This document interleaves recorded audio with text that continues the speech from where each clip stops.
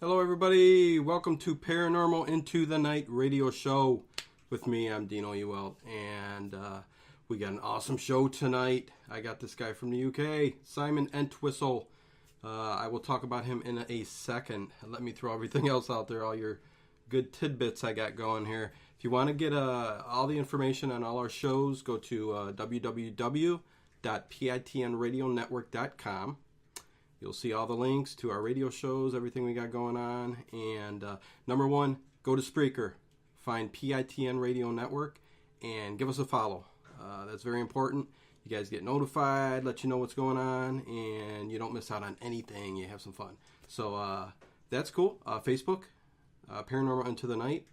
I'm not going to say so much. Just go to the website. There's too many shows. We got Voices Carry on Wednesday night with Terry, Todd, Amy, Farley. 8 p.m. Eastern Time. We got my show, Paranormal Into the Night, every Saturday night, 11 p.m. Eastern Time. And The Darkening every Monday. And we also got the Late Late Horror Show. And so there you go. Threw all that out there, a lot of information. I like to get it out there just so you guys can do it. But be sure to follow us. And you can always catch up on any of these shows on iTunes or YouTube by putting in Paranormal Into the Night. Or checking out the links below, because I always put the links to everything in the little boxes below. So, anyways, here we go. I caught this guy on Facebook real quick. First of all, I'm a big British fan. I love everything from Britain, UK. I love the TV shows, everything. But we're paranormal. One of my great interests is Jack the Ripper, really. And this guy gives ghost tours, and boy, this is going to be a really, really cool show. I've already talked to him a little bit. He already knows stuff about where I'm at in Ohio here, Cleveland, Ohio. So very, very excited. And he's got 2 books out, I believe.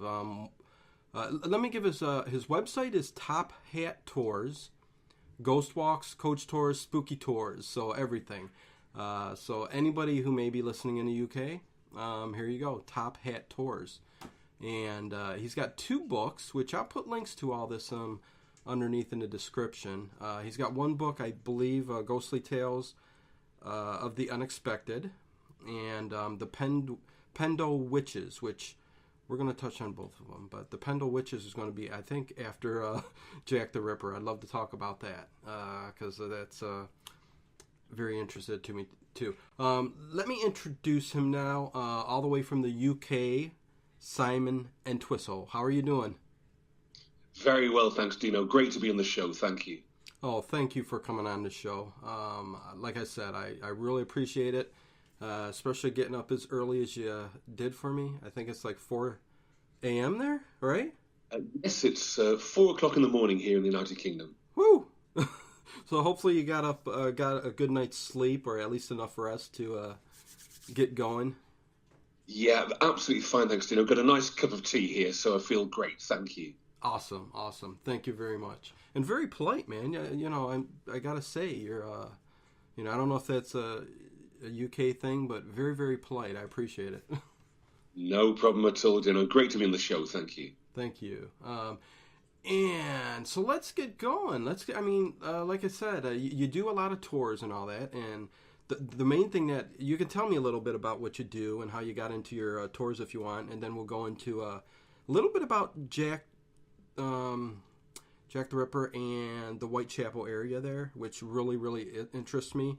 I love the show that was on BBC, Whitechapel, which I think only had 3 seasons, which I kind of was upset. I wish they would have continued on for some more seasons, but oh well. But yeah, let's start out with talk about your business, your Top Hat Tours. Sure, Dino. I conduct a variety of guided tours here in the United Kingdom. Some are coach tours, some are walking tours. I visit schools and universities for storytelling. But I really do love the entertainment business, really. And I find that the subject of ghosts, murders and mysteries definitely captures the imagination of lots of people.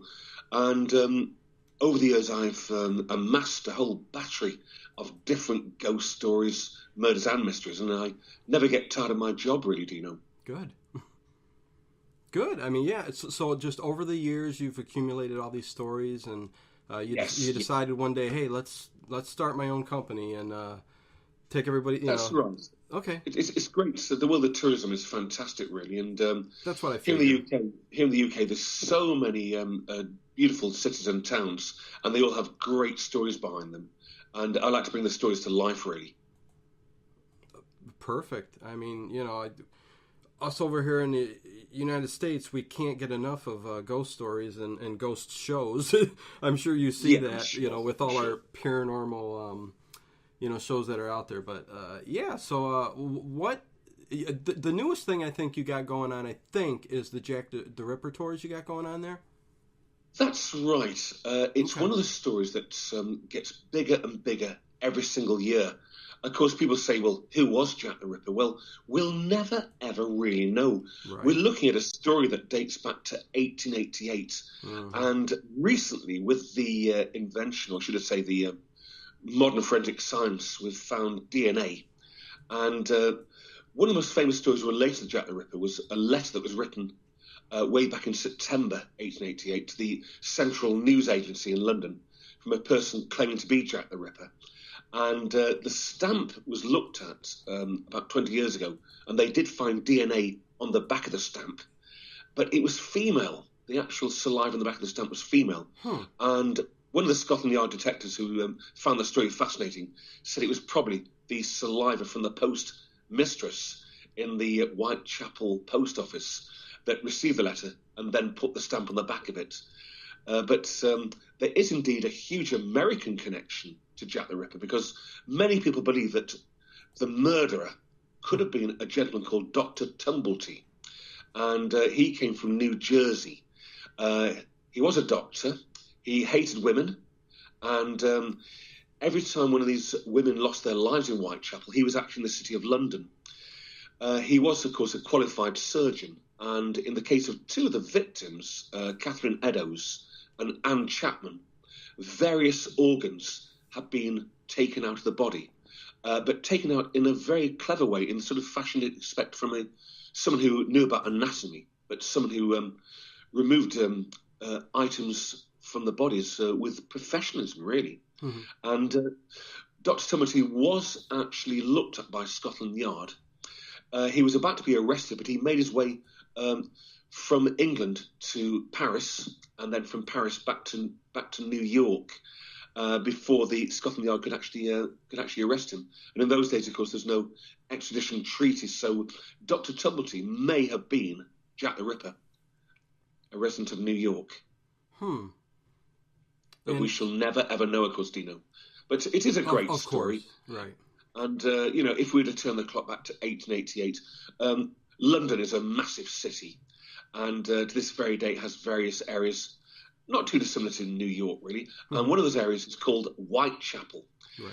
And in 1888, Whitechapel was really, you could say, outcast London, where undesirables would live. Mm. And to add to this huge population came a huge amount of Russian, Polish, and Romanian Jews.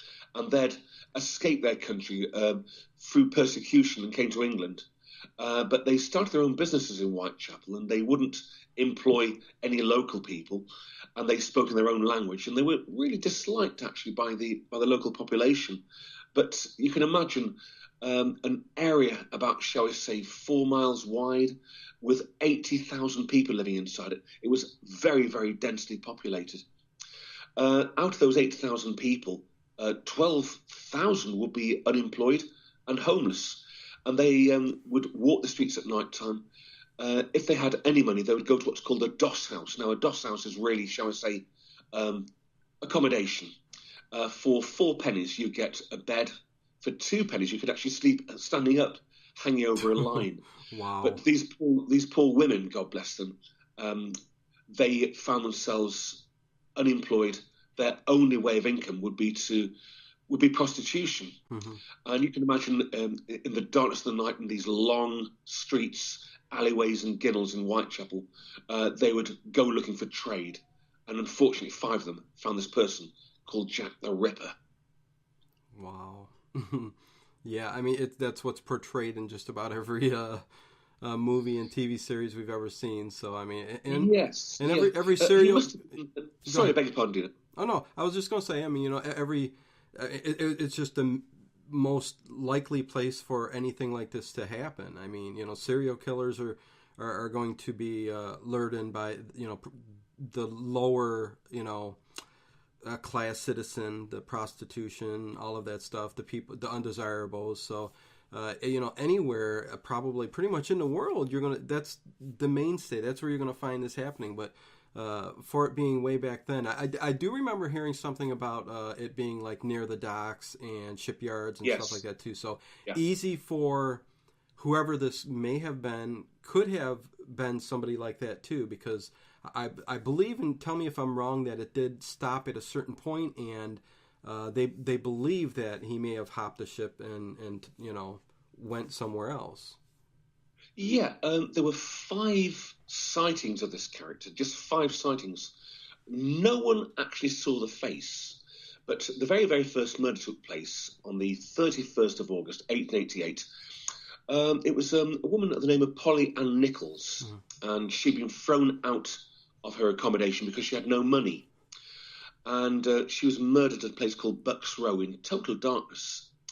And she was seen by another prostitute called Elizabeth Long.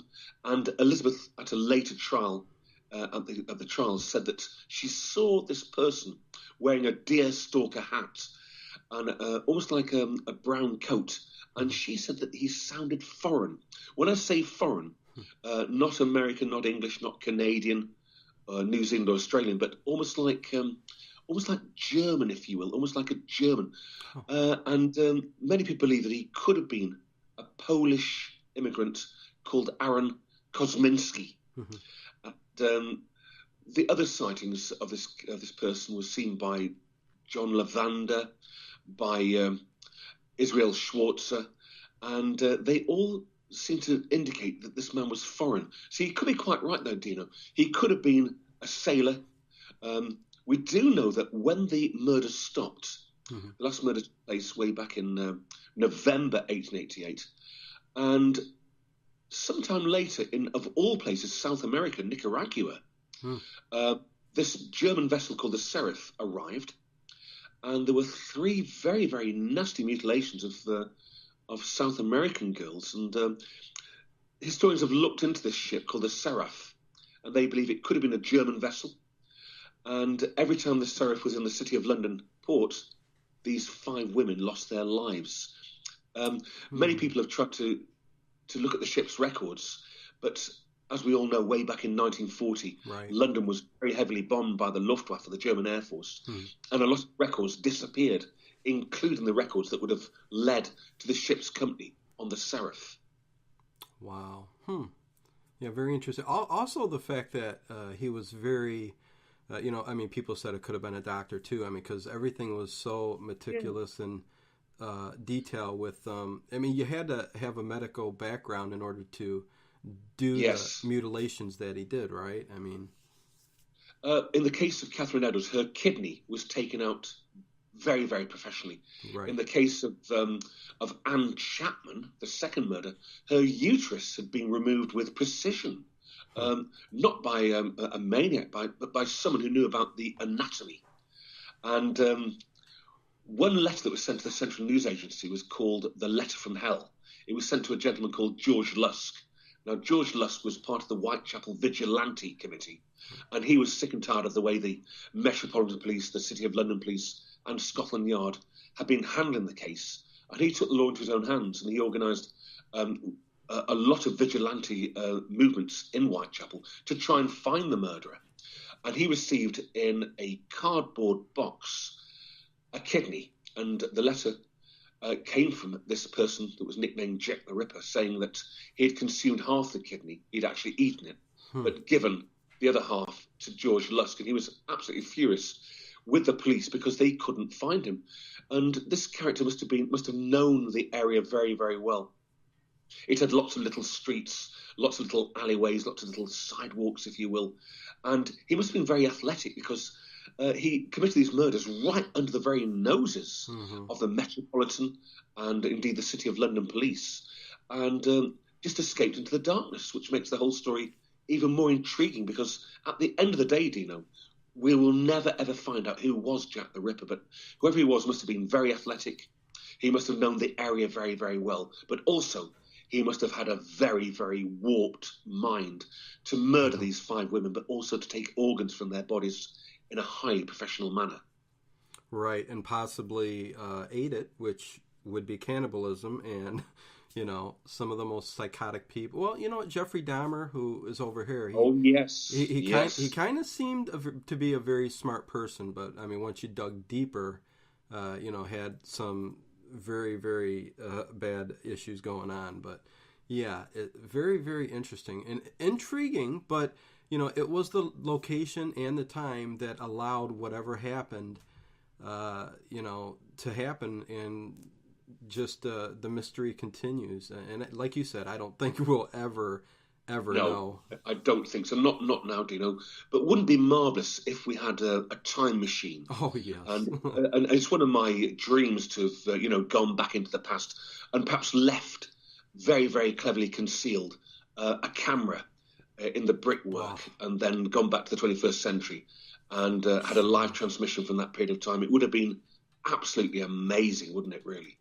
Oh, it would. I mean, if the day ever happens or comes where we're able to, I mean, well, not in my lifetime, I doubt it very much, but you never know. Maybe a ship may land one day and say, hey, there's a time machine.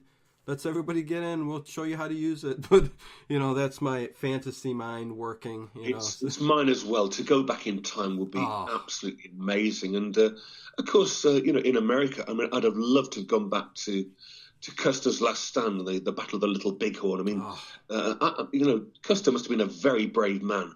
You can imagine being surrounded by all those Indians and forming a square and fighting to the last round. It must have been great to watch that, really. A very brave piece of history, really. Oh, yeah. Oh, the Civil War is just... I'm a Civil War buff, too, and just what happened. I mean, just a time period. I mean, we go back...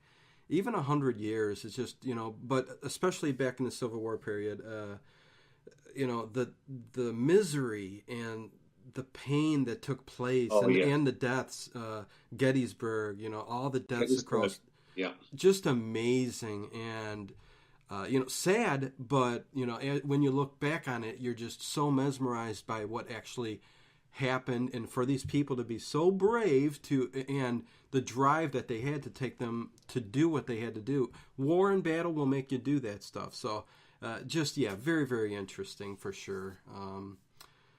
But yeah, I would like to know a little bit more about Whitechapel area, if you don't mind. I mean, other than Jack the Ripper, other than Jack the Ripper, is any other types of hauntings or ghosts within that vicinity that you talk about on the tour, or is it specifically Jack the Ripper on there?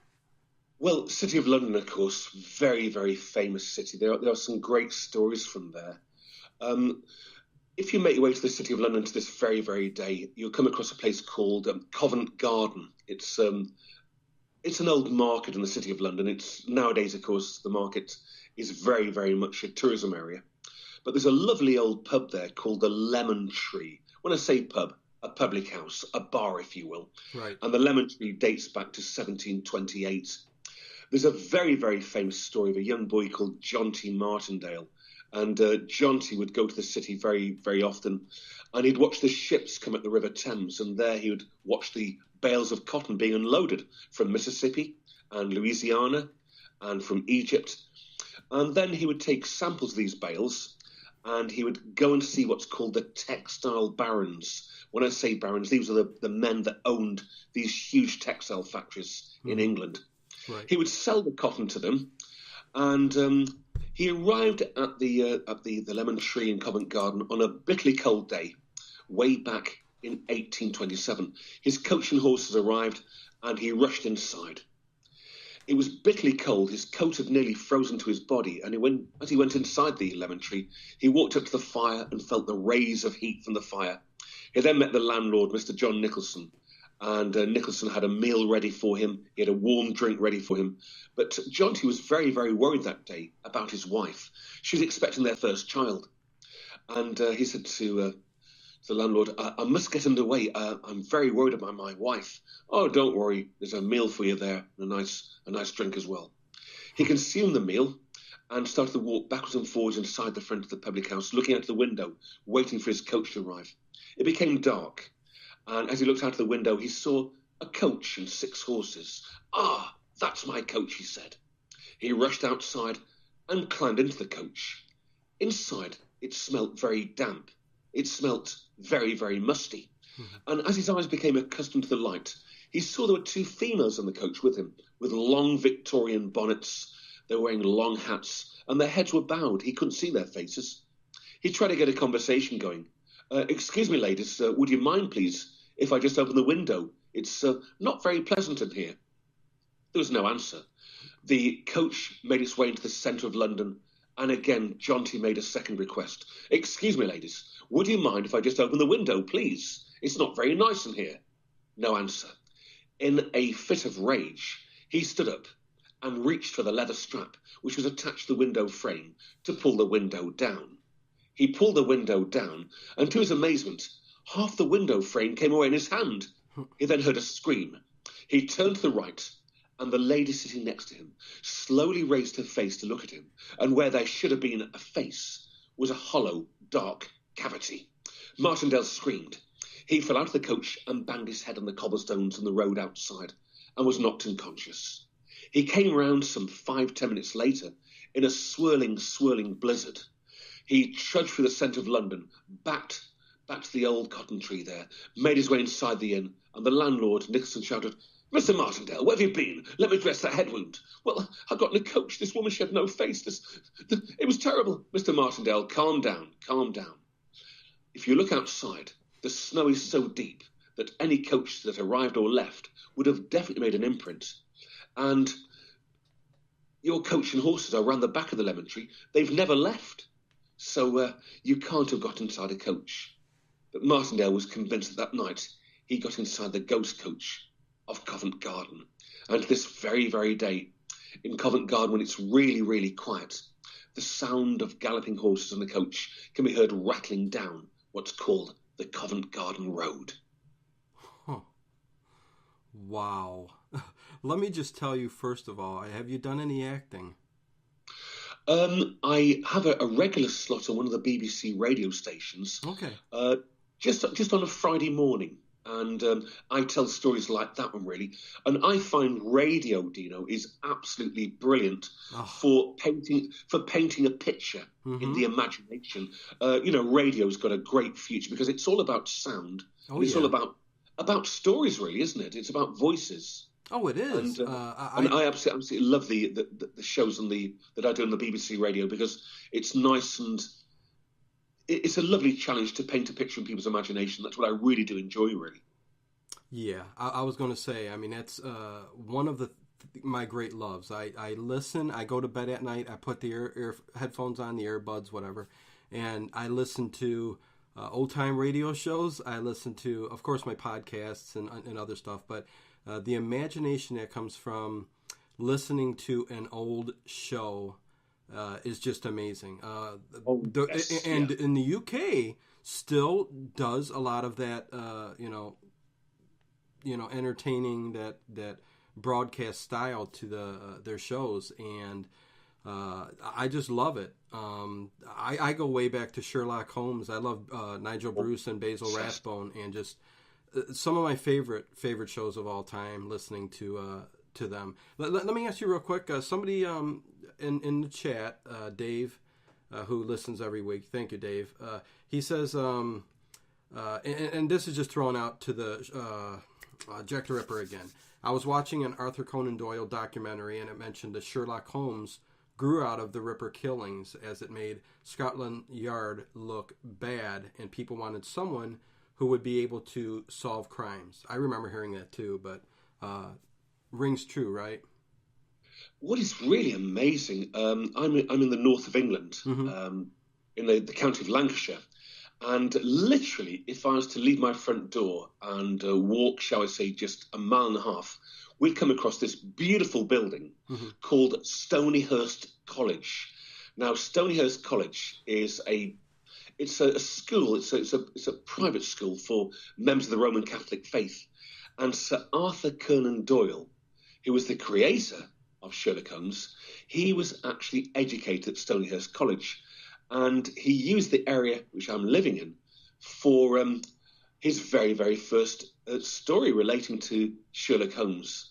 And I do believe that one night as a pupil way back at the period of the Ripper times, he was in the dormitory at the public school, and outside there was some heavy rain and high winds, and he heard the sound of a hound literally barking quite hysterically. When I say hound, surrounding Stonyhurst College are these fells and beautiful little valleys, and one of the foxhounds in the valley was barking hysterically, and he came up with the Hounds of the Baskervilles. Yes. But he also did, in fact, come up with this incredible character called Sherlock Holmes.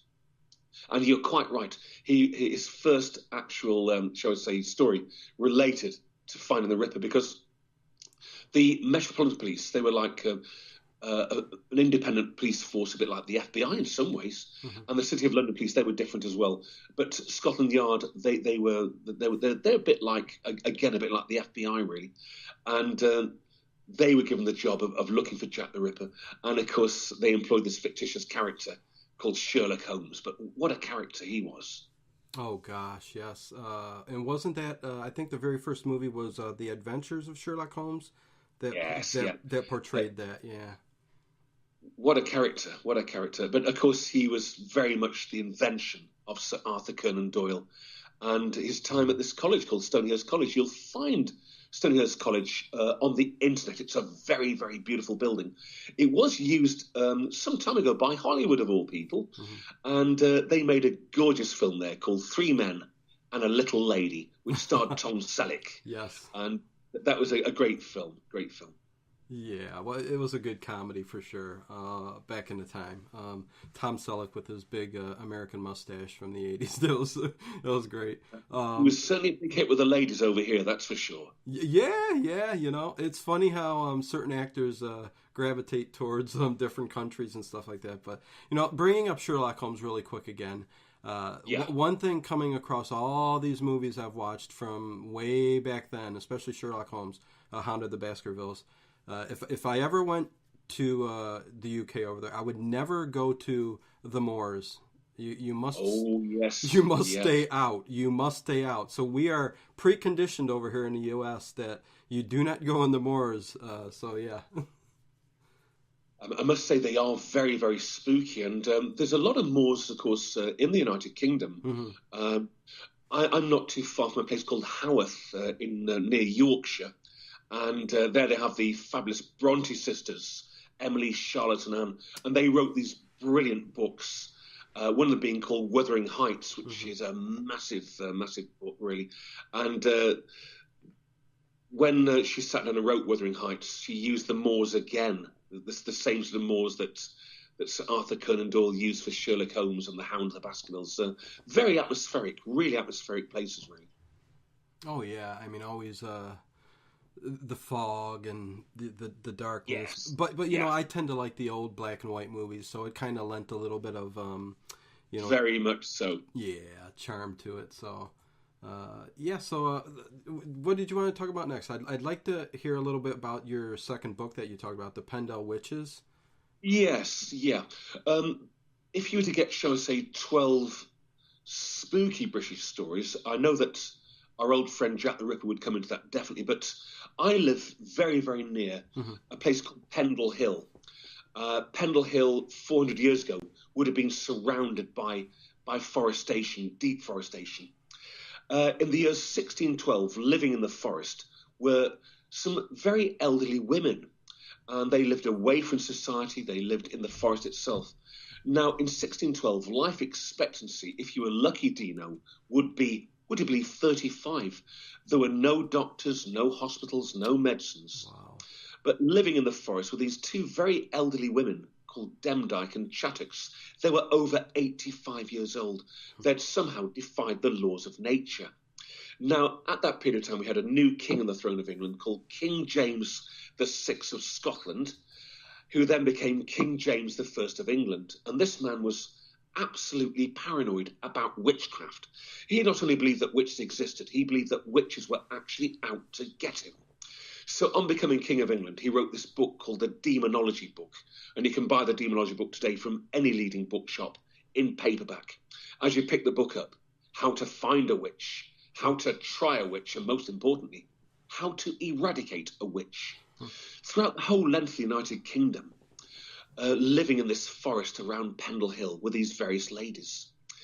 The eldest was indeed 85, and she was called Demdike. She had a friend called Chattox, also 85, and they lived in this little stone cottage called Malkin Tower in the centre of the forest. But our story starts way back on the 18th of March, 1612, when a little girl called Alison Device left Malkin Tower. She was the granddaughter of Demdike. She was 14 years old, and as she walked through the forest, she came across a peddler called John Law from the city of Halifax. When I say John Law, he was basically a walking salesman. He had a large pack in his back full of 1612 luxuries. He would go from village to village selling his wares, but also a great source of information. He met young Alison, and she begged of him, "Oh, please, sir, just a few pins to pin me clothing together, sir. Please, sir, get away with you. I'm not taking my pack off for you, lass. Get away with you." According to John Law, the Halifax peddler, out of the heather, out of the bracken, appeared a huge black dog with snarling white teeth and glowing red eyes, and the dog sat next to Alison and talked. "Alison, shall I lame him for you?" Lame him, she screamed. Law felt this terrible pain down his left arm and left leg and collapsed in agony in the forest of Pendle. The kind people of the little village of Colne in North Pendle could see him. They got a stretcher party together.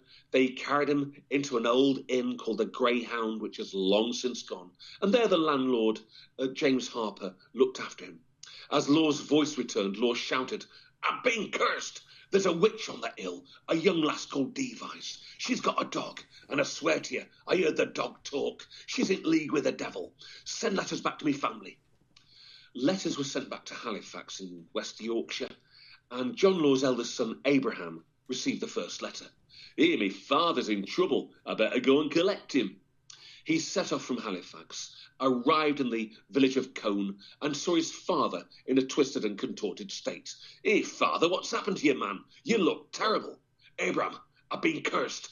I met this young lass. She's a witch. She's called Alison Device. She's got a dog with her, and I swear to you, I heard the dog talk. She's in league with the devil. I want you, lad, to find her. Bring her here." Well, Abraham must have been a very brave man. He set off and walked towards the forest of Pendle. He made his way through the twisting pathways through deep forestation and came to this little cottage called Malkin Tower. He knocked on the door. The door opened, and there was a young boy called James Device, Alison's brother. "Can I help you, sir?" "I want to see Alison Device. She's cursed me father. I want to see her." "She's here, sir." Alison came to the door. John Law grabbed her by the hand. "Right, lass, you're coming with me. You've cursed me father. He wants to see you right away." She was dragged through the forest and into the small village of Colne, where she walked into the Greyhound Inn, and there she made eye contact with John Law. John Law looked up from his sickbed. It's you, you witch. You cursed me, lass, didn't you? That dog you had. I heard it talk. You talked to it, didn't you, lass?" All of a sudden, this 14-year-old girl, on bended knees, begged and begged forgiveness. "Oh, sir, I'm sorry for cursing you, sir. My dog, he's called Tib. I get powers off him, sir. I'm sorry for cursing you, sir." Well, strangely enough, John Law, the Halifax peddler, was about to forgive young Alison, but not his son Abraham. "Oh, no, we'll have you for this. I'm going to go and get the magistrate." Now, the local magistrate was called Roger Nowell, and he was responsible for law and order throughout the whole of the Pendle region. He had Alison arrested. She was brought to his home, a place called Reed Hall, and there she burst into tears and admitted to witchcraft. But she gave Roger Nowell a lot more information. "My grandmother, she's a witch. So's Bessie Chattox and her daughter Anne Redfern. The four of us, we meet in our little stone cottage in the forest of Pendle.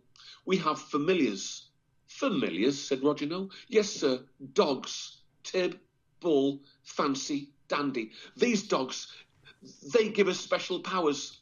They came to us at different times of our lives and said, look, we can give you special powers, but in return, we need to suckle from your flesh. And we allowed these dogs into our lives, sir. They're our familiars. We get our powers off them. Roger Noel, the magistrate, was actually quite delighted. He had a confession, and he knew if he could incriminate these 4 women, he was indeed going to curry favour with the King of England personally. He therefore had Demdike, Chattox and Redfern arrested.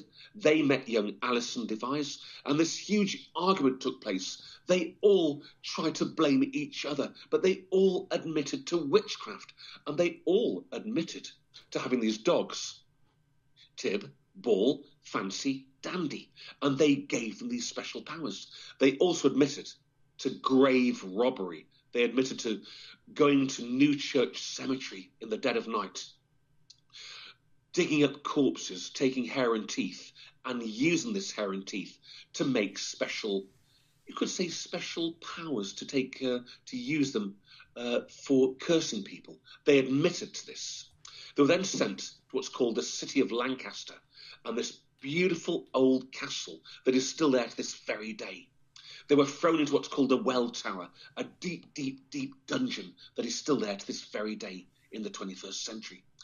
There they were going to wait in total darkness. They were chained to the floor. In the meantime, in the Forest of Pendle at the little stone cottage called Malkin Tower, all the other witches of Pendle met.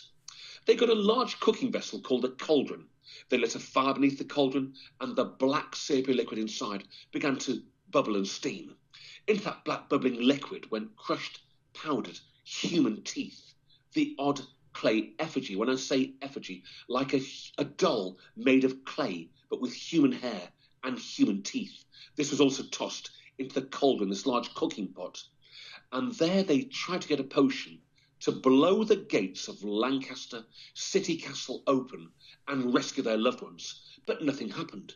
What did happen is word reached the ears of the local magistrate, Roger Noel. And he thought, a meeting. I want all these people arrested immediately. When word got out that all the people who had been at the Good Friday meeting at Malkin Tower in the Forest of Pendle were going to be arrested, a few thought, there's no way I'm going to hang around, and they disappeared. And in doing so, they saved their lives. However, the ones that were successfully arrested were Jeanette Preston of Gisborne, West Yorkshire, Catherine Hewitt and Alice Gray of the town of Cone, Alison Device, James Device, Jeanette Device of Malkin Tower, and a very, very brave lady called Alice Nutter. They were all sent to the city of Lancaster, and there they were put on trial. Now, Roger Noel, the local magistrate, he knew for every witch he could convict, he was indeed going to curry favour with the king personally. In the case of the 2 elderly women, Demdike and Chattox, Alison Device, James Device, Elizabeth Device, Catherine Hewitt and Alice Gray, they all admitted to being witches. They all admitted having these powers. They admitted to cursing various people, turning milk blue, murdering cattle and sheep, and also murdering 17 local people. However, one woman did not admit to witchcraft. She was called Alice Nutter, a very brave lady. Now, in 1612, here in the United Kingdom, women had no rights whatsoever. In fact, some men believed that women didn't even have a brain. And when it came to male chauvinism, this was a horrible period of time for women in this country.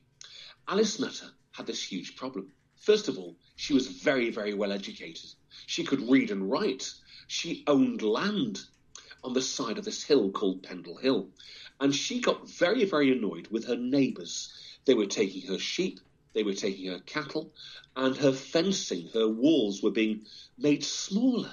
And she got very annoyed about this. And she said to her husband, look, I'm a woman. I can't complain, but you're a man. You can complain, and you can get our land disputes sorted. He was too scared. So Alice Nutter, very bravely, made her way to the city of Lancaster and walked into a court session to the words of, there's a woman, get her out, it's a woman, get her out. Alice refused to move, and she impressed the judges, and they said, well, let this woman have her say. and she brought with her maps of the Pendle region, and she told the judges how her land was getting smaller, how other farmers and people in the area had taken her cattle and sheep, and she won every single land dispute fairly and squarely. But in doing so, she made a real enemy of Roger Noel, the local magistrate, and he thought, this woman has really embarrassed me. I've got to get rid of her. How can I do that, he said. I know. He kept the youngest of the Devise children, 9-year-old Jeanette Devise, whilst her grandmother Demdike, her mother Elizabeth, her brother James and sister Alison had been sent to Lancaster. She was kept at the home of the local magistrate, Roger Noel, at Reed Hall, a rather beautiful building. For the first time in her life, she had a warm bed to sleep in, 3 meals a day, and nice clothes to wear. And after, shall I say, 4 months of this luxury, she was only too happy to testify against the whole family. She was brought into the city of Lancaster wearing a lovely new dress. She was picked up by Roger Noel and placed on top of a desk, and there she shouted to the jury, "Me grandmother's a witch, me mother's a witch, me brother's a witch, so's me sister." And then Roger Noel pointed to Alice Nutter in the corner of the court. "This woman over here, was she at the Good Friday meeting at your home, Malkin Tower, in the Forest of Pendle?" "She was, sir." And a look of shock came across Alice's face as she realised, to use a modern term, she had been stitched up. She had indeed been falsely fabricated, incriminated by Roger Noel, who wished to get rid of her. The Pendle witches were all executed on the 20th of August, 1612, in the city of Lancaster. These people had to mount what's called the pillory. They stood on top of stools, chairs, if you will, with ropes around their necks, and then the stools were kicked out from underneath them. These people did not hang. They literally strangled to death. Watching that day was young Jeanette Devise. She was holding the hand of Roger Noel, the local magistrate, and she watched her whole family perish that day. As soon as they stopped twitching on the pillory, Noel said, "Goodbye." She said, "What do you mean, goodbye? I'm not going back to your lovely home at Reed Hall. Goodbye." He'd used the poor girl, and she made her way back to the Forest of Pendle, through the twisting paths, through the woodland paths, back to this little stone cottage, sat down, and I presume she was to burst into tears because she realised that her evidence had claimed the life of her grandmother, her mother, her brother and sister, and indeed other villagers from the area. The Pendle witches, of course, have gone down as one of those famous stories in Great Britain, and some 70 years later, in Salem, Massachusetts, another trial took place. And of course, in those days, what we now call the United States of America was indeed a British colony. And in Boston, Massachusetts, they had, of course, British laws and British actions.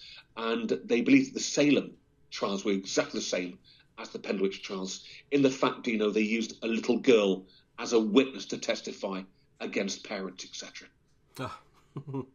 Yeah, it's how amazing is that they just take the word so easily to hang somebody and call them a witch. And wasn't it that they would drown them? I mean, if they drowned, they weren't a witch. But if they made their way out of the water, wow, they're a witch, which never ever happened. But anyways, I was going to say, could you possibly, Simon, have me call you up and you can tell me a story every night before bed? I'm just joking. Unbelievable, Simon. Every night, but gladly. It's good to be on PITN. It's great. Thank you. Thank you. No, it's your storytelling is amazing, and I'm sitting here going, man, is there any way? And you tell me. I know you said you do a show for the BBC in the morning, a radio type show. That's right. It's just once a week. Once a week, okay. On one of the BBC radio stations, and again, I choose stories from across the United Kingdom, and I do occasionally use some American and Canadian stories, of course. That's the beauty of radio, isn't it, Dino? To actually paint a picture in your imagination, really. Oh yeah, for sure. I mean, without a doubt, and that's what you're doing. I'm sitting back and I'm just going, I'm not interrupting you, man. This is a great story, and but there's no way of getting like it's just a live show, and there's like no way of that they got the shows archived or anything like that. The BBC have what's called catch up, And of course, you can listen live on the internet. But as we both know, Dino, there's a big difference in time. Of course, Right. right now it's well, not too far from shall we say 5 in the morning here in the United Kingdom. But I suppose if you were to get up at oh gosh, it's hard to say really. But you could easily just go on the BBC iPlayer and you get the show live. But I do enjoy it really, and there's such a lot of stories out there of ghosts, murders, mysteries, heroes, and villains. And it's something I enjoy doing, Dino. Really do enjoy it. Yeah, I was going to say, I mean, there's so many ghost stories and so much stuff to talk about. I don't know how good you are with I would love, man, if you did a podcast of your own and you put your ghost stories up somewhere. I think that would be an awesome thing you could do, but that's up to you. You got a lot on your plate probably with these ghost tours, but man, what you know what? Maybe just having you back on again would be a good thing. But yeah, It would be a pleasure, Dino. My pleasure. It really would. Very good. But there are some great stories out there, and one of my favourites. I find when I conduct a guided tour, you can read about ghost stories, but I find the best way is to talk to the actual eyewitnesses. And some years ago, Dino, I met a marvellous chap called Bill Morris. Okay. And Bill loved the railways here in the United Kingdom. And he lived in a place called Darwin, which is on the London Midland Scottish main railway line. As a young lad, way back in the 1940s, he used to watch the trains come past his house, and he used to wave to the engine drivers. And of course, they would pull the famous whistle on the train, you know, that lovely as the trains went past. He told his mum and dad, when I leave school, I want to be a steam engine driver. He left school at the age of 15, and he got a job on the local railways as a ticket collector. And then just after his 18th birthday, he became what's called a fireman on a steam locomotive. His job, of course, was to throw coal into the engine's fire to keep the steam up. And just after his 21st birthday, he qualified as a steam engine driver. And he made his way from London Euston up to Glasgow in Scotland every single day. As he went past his mum and dad's house, he, of course, would pull the whistle cord as he went past his house, and his mum and dad would come rushing down to the bottom of the garden to wave as he went past. On a beautiful summer's day, he was making his way down from the city of Carlisle towards the city of Manchester, and he had to go into a long, long tunnel that was opened way back in 1852 called the Suff Tunnel. In bright sunshine, as the engine was about to enter the tunnel, he turned to the right and he saw in a field next to the tunnel behind some fencing a little boy with straw-coloured hair, and the little boy waved at the engine, and of course Bill waved back and pulled the cord. And the train went into the tunnel. He saw this young boy every day at the same area for the next 5 weeks and actually looked forward to seeing the lad, just to wave at him. On a beautiful summer's day, way back in 1952, Bill was making his way down that section of line, as he always did, and turned and saw the young boy with the straw-coloured hair in a different part of the field. And the little boy saw the engine arriving. Bill waved from some distance from the engine and saw the little boy start to run. And Bill noticed with amazement the little boy was running through sleeping sheep in the field, actually straight through them, as if he wasn't there. He elbowed the fireman. Look, did you see that? The train went into the tunnel, and the fireman said, no, sorry, I was too busy shoveling coal, didn't see anything. They got to the city of Manchester, and they switched the freight over to bring freight back up north again. And as they made their way back up north towards the tunnel entrance, they saw a red light. And Bill slowed the steam engine down and saw the light was being held by a police officer. What's wrong, officer? Oh, terrible. There's been a young lad. He's being killed at the end of the tunnel. Oh, officer, that's terrible. Yes, it is. We've just been to the lad's parents right now. Terrible shame. His brother got killed there 5 years ago. Oh, officer, that's terrible. Word came through that the tunnel was now open again, and Bill took the steam locomotive through the tunnel, and it emerged at the other end in bright sunshine. Bill instantly glanced to his left, and saw the little boy with the straw-clad hair behind the fence, but holding the hand of a much taller boy. They both waved at Bill, and as Bill waved back, he watched in amazement as both boys just literally faded into thin air. Bill elbowed the fireman. "Did you see that?" "No, I was too busy shoveling," shouted the fireman. Bill never saw the two boys ever again, but he told me, "Simon, I did not believe in ghosts until I saw one with my own eyes." And a marvellous chap, Bill. Marvellous chap to talk to. Wow, man, and I bet you there's all kinds of stories like that. That one just happens to be a wow, very interesting one for sure. Have you ever, in any of your ghost tours yourself, ever seen a ghost? Do you know, the nearest I've ever come to that would be from my father. Now, my father wouldn't lie about anything. Okay. And way back in the 1960s, my father bought a beautiful Victorian house in what we call the English Lake District. It's a rather beautiful, it's a national park, if you will. That was built in 1898. And I remember as a young boy arriving there in the removal van and watching my mum and dad and the removal people taking all the chairs from the back of this vehicle into this lovely old house. And my dad had no idea, but that night he was going to experience something very, very paranormal. Because it was a country house, there were no neighbours. The house had its own grounds, its own gardens. It was very isolated.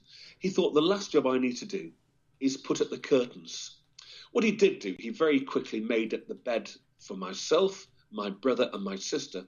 We were all under the age of 10 years old, and the three of us fell into a deep sleep in this new house. My dad made the bed for himself and my mum, and they were pretty tired, actually. They'd travelled a long way that day.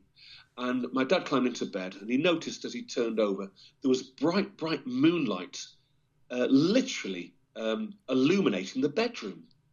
He turned over, and to his amazement, he heard the sound of tiny footsteps, and the door of the bedroom slowly creaked open.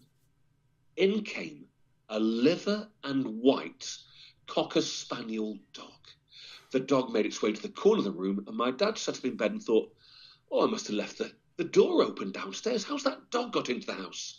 He got out of bed to grab the dog by its collar and take it downstairs and put it outside.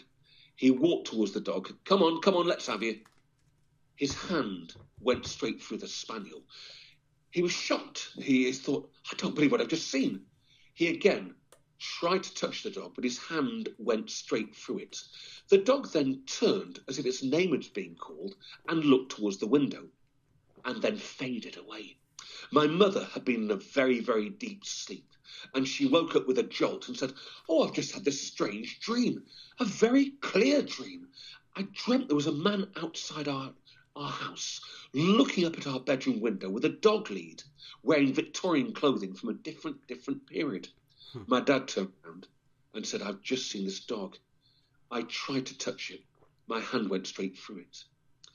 Now, my father never told me, my brother and sister, until we were teenagers.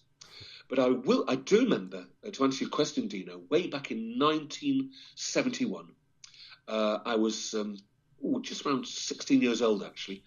And I went to bed, and it was a beautiful moonlit night. And as I turned over in bed, I opened my eyes, and there in the corner of the room was a liver and white Cocker Spaniel. Of course, I was quite shocked, actually, because the dog turned and walked straight for the wall and disappeared. It fascinated me. I was not so much scared, but absolutely fascinated, because I'd seen something very, very paranormal. And I did tell my dad the following day, and he said, "Well, I saw the same dog some 12 years ago." And I said, "Dad, I really do believe your story." What we do know is that house, it was a lovely old Victorian house, and it was actually built for what's called the Sheriff of Westmoreland, an old county at that period of time. And the Sheriff of Westmoreland actually had his own hounds, and they would go fox hunting in the forest quite nearby. And apparently this dog has indeed been seen by people that have later bought that house. And they do occasionally contact me and say we've seen the ghost dog as well. It's wow. an amazing story, Dino, but I can assure you, a very true story as well. Oh no, sounds. I mean, it's very interesting that your father saw the dog, but your mother saw the dog and the owner. She had the dream, and she opened her eyes, and it was almost like telepathic, if you will. But funny that she saw the man and your father only saw the dog. Yes. Much like he let the dog in the house, or your father just didn't see the man. But I mean, it's just very interesting how that played out. But wow, what a story! It is a great story, isn't it? Really, and I personally feel, that dog was welcoming new people to the house. And I'm convinced this very day that anyone who will buy that house will see that dog. That first night will see the dog. I'm convinced of it, yeah. Wow, amazing. So you have some kind of paranormal experience that kind of, I mean, is that what drove you to the paranormal, the ghost side of it? It did really, because, I mean, ghost stories are fascinating. They really are fascinating. And I've always believed, that there is another life after this one. I'm absolutely convinced of that, really. Mm-hmm. But when my dad told me this story all those years ago, I just dismissed it. But when I saw the same ghost dog, right, I then realised, and I did in fact more or less apologise to my dad, really. And he was quite relieved, because he said, "I'm glad you saw it as well, because I've often, he often thought about it, really." But ghost animals must exist. They must exist, yeah. Well, yeah. I mean, all life is energy, so whether it's a dog, an insect, whatever stays behind, they're gonna. It's so animal or human, whatever. Very interesting. But so that's that takes us to a third story. I mean, do you got another? I've got a lot of stories. I was going to say one of my favorites. Again, when I organise a guided walk, you can read about stories, but I always feel it's best to meet local people, to get an eyewitness account, really. Mm-hmm. And in the town I live in a place called Clitheroe, which is in the northwest of England, right? Not too far from the Irish Sea, really. Mm-hmm. But Clitheroe is a beautiful old town. And some years ago, I met a gentleman by the name of John Gorham, and John's story is quite superb, really. First of all, he is a window cleaner, and John has what's called a window cleaning round. He would get his ladder, climb the side of buildings and clean the windows. We'll have his story right now, but we'll turn the clock back to the year 1907, and living in this rather beautiful house in the town of Clitheroe were the Mercer family, John and Edith Mercer. They were both 47 years old and got married for the very, very first time at the age of 47. The last thing Edith expected was to conceive, and she gave birth to a perfectly healthy baby boy. This boy was looked on as a gift from the heavens. He was showered in love and affection. Sadly, just after his 4th birthday, he contracted what's called scarlet fever. Nowadays, of course, antibiotics would cure this terrible illness, but in those days, no medicines available for that actual illness. Right. And the poor boy passed away at the age of 4, breaking his mum and dad's hearts. Some 25 years later, Mr. John Gorham arrived to clean the windows. As he cleaned the windows, he looked in the corner of the room and saw a little boy waving and smiling. Of course, he waved back to the little boy, and every 14 days he'd come back to clean the windows. The little boy was always waiting for him. After doing the job for a good 2 years, he thought, that's strange. That little boy is not getting any bigger. In fact, he's always wearing the same clothes. He knocked on the next door neighbour's house, a lady called Mrs. Harrison, and she laughed. "Oh no, Mr. Gorham, you're seeing things. The Mercers did have a little boy, but he died a quarter of a century ago. You're seeing things." He then plucked to the courage and knocked on the door of Mrs. Mercer. She opened the door and he said, "Mrs. Mercer, I have no wish to upset you. Please forgive me if I do. But every time I clean the windows, there's always a little boy upstairs." "Oh, don't worry, Mr. Gorham. Don't worry. It's my little boy. He's never left me, you know." And that is a very, very true story. Wow. The little boy's love for his parents was so great. Yeah. He couldn't the house he died in. Can I ask you, Dino, have you ever been to the city of York in England? No, I have not. It's a beautiful, beautiful city. And one of my favourite stories is all about this gorgeous building called the Treasurer's House. Now, what makes the city of York so unique, as we all know, in World War II, Great Britain was at war with Germany. And a lot of our cities got quite badly bombed by the German Air Force. However, one city was never touched, and that was the city of York. And what makes York so unique is every single street comes from a different era and a different time. The city of York is almost like a film set, really. Wow. It has this beautiful building called York Minster. It's a Gothic cathedral. But we're going to turn the clock back to 2,000 years ago. Wow. And the city of York at that period of time, Dino, was indeed a huge Roman garrison. And of course, the Romans invaded what they called Britannia all those years ago. And there was this huge garrison in the city of York. But we're now going to turn the clock to 1952 and a chap of the name of Harry Martindale. And Harry was a plumber's mate. He was installing central heating in a place called the Treasurer's House in the cellars. The Treasurer's House, beautiful 1724 building with a deep cellar. He's working the cellar with a blowtorch. He is literally warming up copper piping to install central heating in the building. He hears the sound of a trumpet, which gets louder and louder, and he thinks, oh, it must be students up above. But he thought, it's 2:30 in the afternoon. All the students will be at university by now. He turned to the right, and out of the brick wall appeared a beautiful white horse.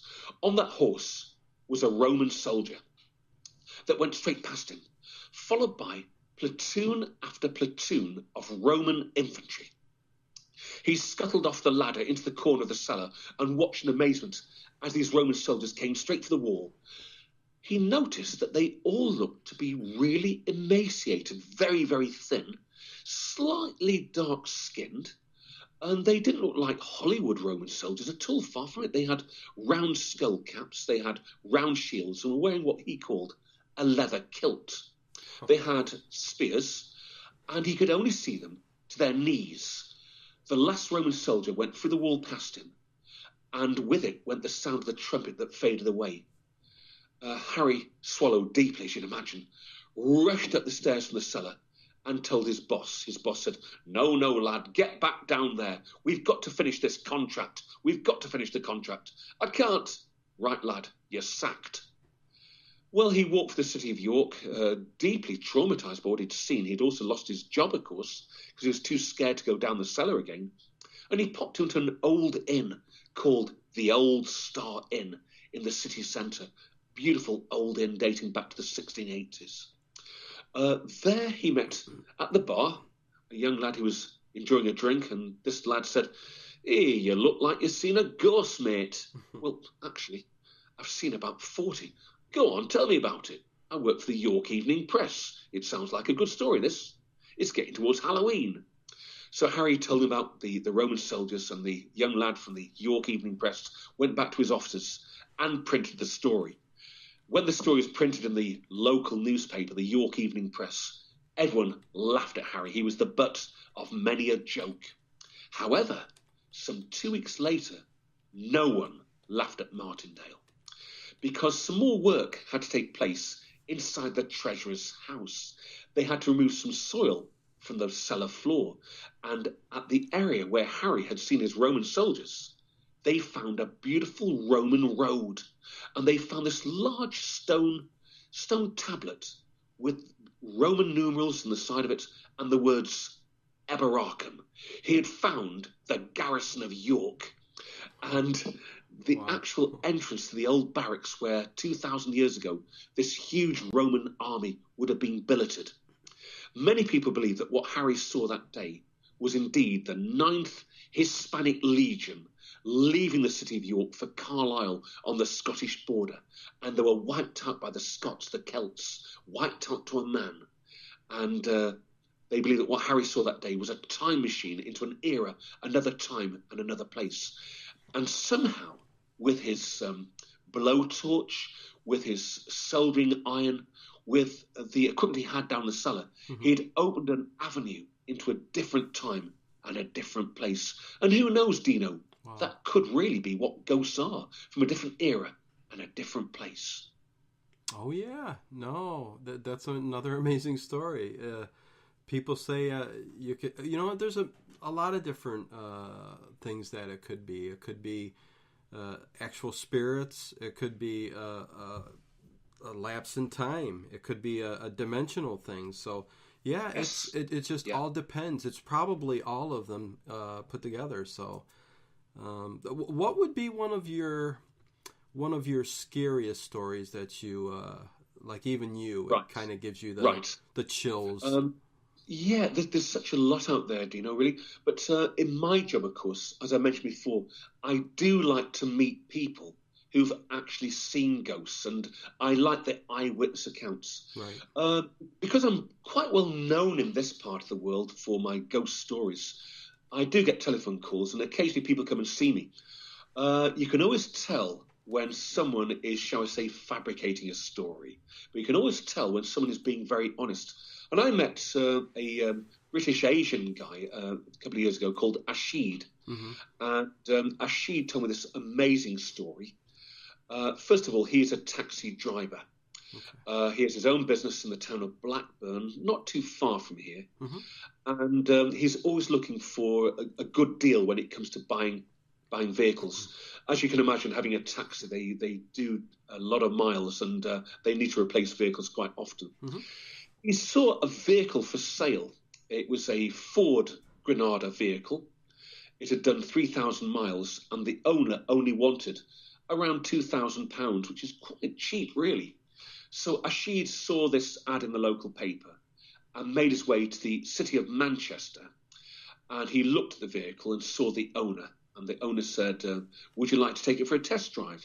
So he took the car for a test drive, and he was very impressed. It handled really well. The brakes were okay. It had a good service record. And he said to the owner, £2,000 is quite cheap. Why do you want to sell it?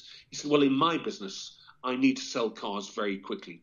So he bought the vehicle, and he brought it back to Blackburn, had a radio fitted, and contacted the local council to have it licensed as a taxi, which is a legal requirement.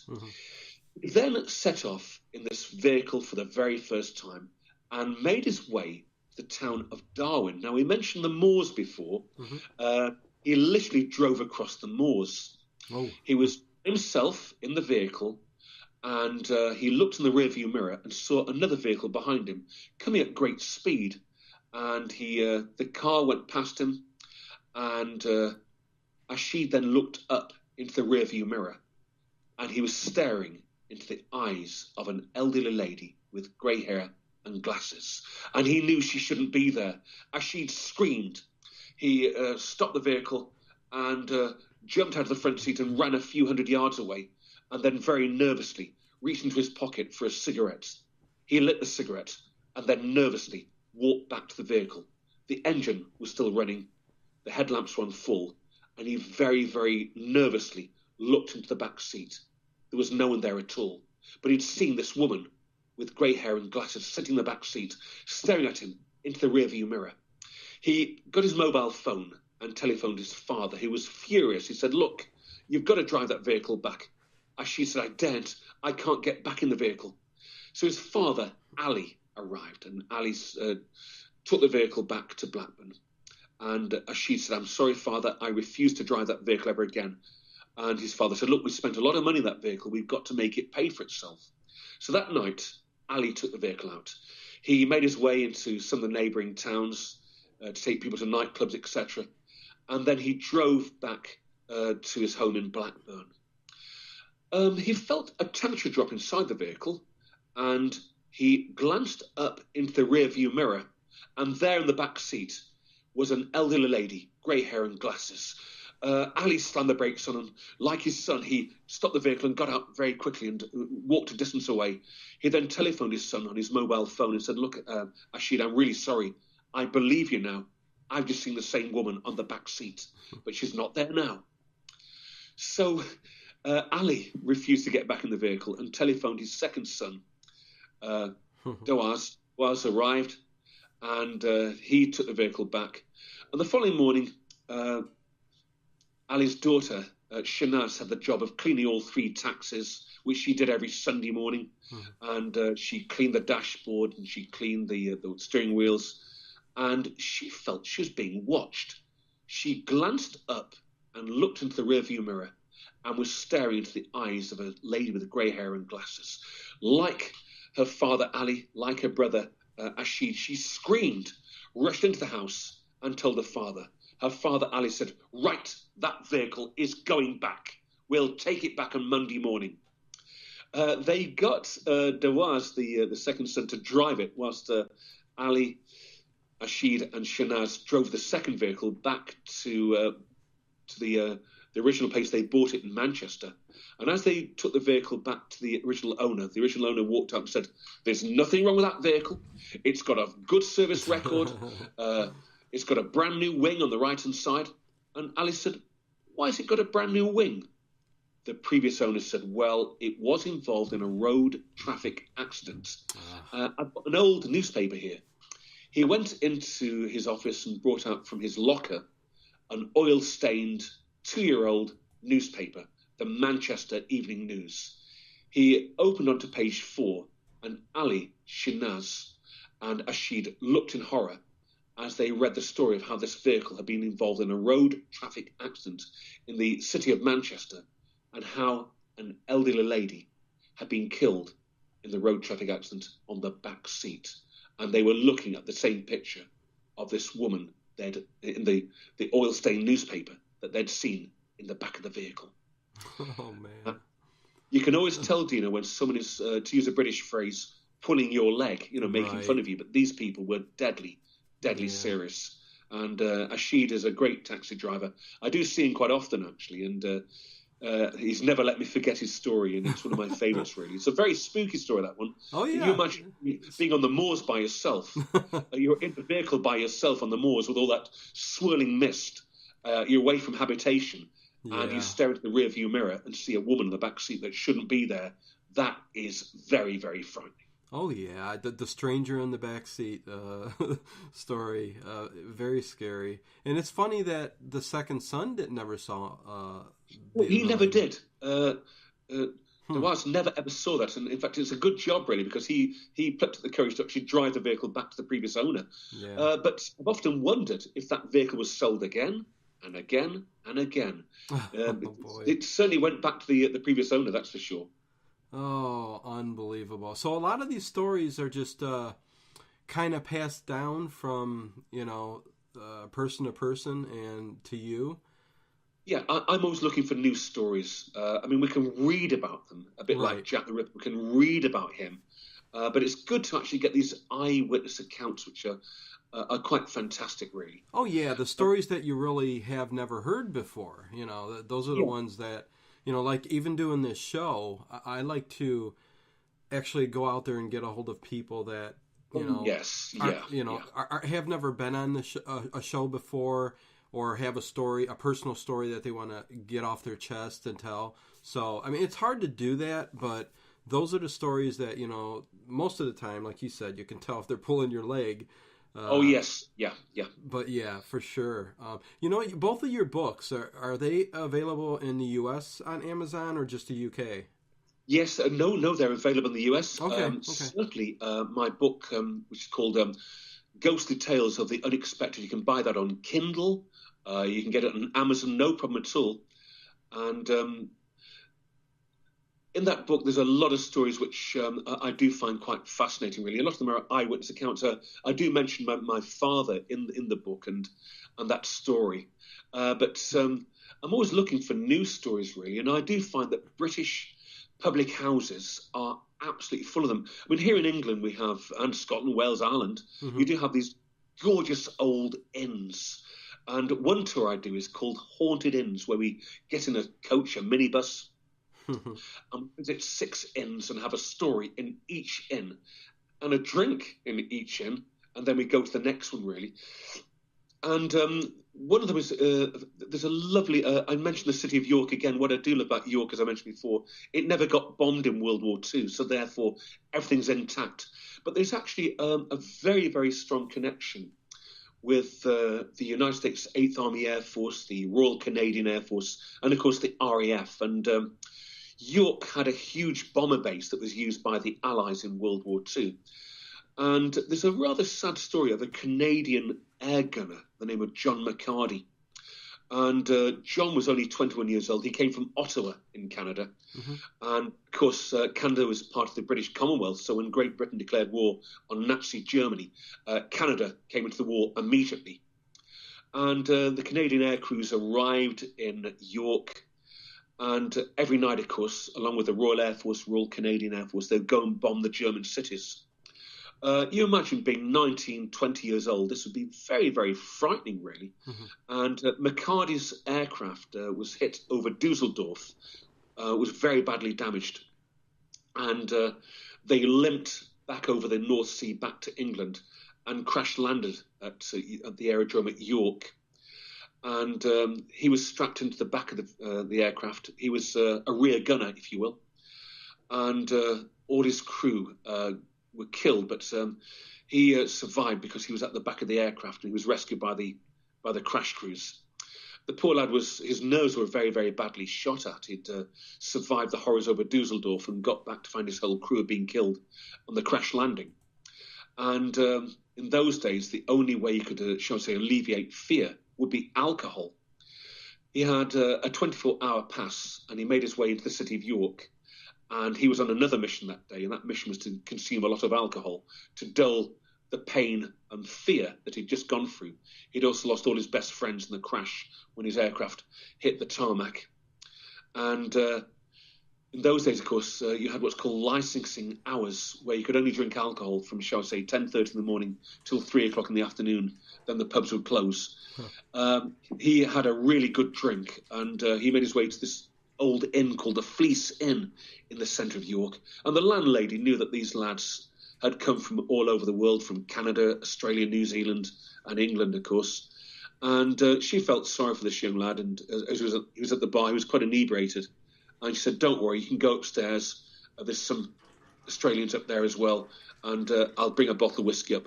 I'll lock the doors because of the licensing hour, but you guys can continue drinking upstairs." McCarty was only 21, I believe, and he consumed half a bottle of whiskey, and he made his way to the top of the stairs and slipped and fell and broke his neck. Of course, his squadron was contacted, and what is quite unusual is that that night the plane he was going to go in was actually shot down over Berlin, and he would have been killed anyway. But they say his ghost this very day still haunts the old Fleece Inn. And I do know that a Canadian TV crew went there quite recently. And they brought what's called a medium, a really good Canadian medium. Right. And she did, in fact, make contact with McCarty. She wasn't told his name, but she got his name straight away. So it's a very sad but a very tragic story. And when you look at the age of these poor lads, 20, 21 years of age, it's no age at all, really, is it? No, not at all. I mean, it's with the big events, the tragedies over the years, especially war. That's where you're going to get all this, the sadness and the stories, especially ghost stories. Very much so. But in that old inn is a mirror, and as you walk up to the mirror, you can't see a face because in that mirror are literally thousands of scratches. And the scratches are from the diamonds in rings of Royal Air Force, Royal Canadian, Royal New Zealand, Royal Australian, and 8th Army Air Force crews that have all scratched their names onto the mirror. And they are a lot of Fortress crews. Of course, the 8th Army Air Force flew the famous Flying Fortress, and a lot of young American boys also lost their lives flying from York. And again, you imagine coming from the States to Europe and never seeing home again. These lads relied entirely on their best mates to look after them. And of course, they would drink together and party together. And what is really sad, as you look at that mirror, a lot of the boys that put their names on that mirror never saw their 21st birthday. It's quite shocking, really. Yeah, but it's what happened back then. I mean, even kids that go off to war today, you know, I mean, a lot of them lose their lives. So yes, unreal. So are there any other ghost stories that take place in like 1940s era, anything like that you take on any of your tours, or? I'm always looking for news stories, of course, really. But one of my favourite ones would be in a little village not too far from here. This isn't so much a 40 story. There's a very famous grave in our local cemetery. It's a grave which I find quite fascinating, really. And on there is a story of a chap of the name of William Southworth. And William was a very brave lad, really. He was the landlord of this gorgeous little inn, which is still with us this very day, called the Lower Buck Inn. It was built in 1729. And William was a very good landlord. He and his wife would make all the meals, and you can imagine in those days there were no motorised traffic, so coaches would arrive there. And, of course, they'd make the meals for the drivers, etc., and for the guests.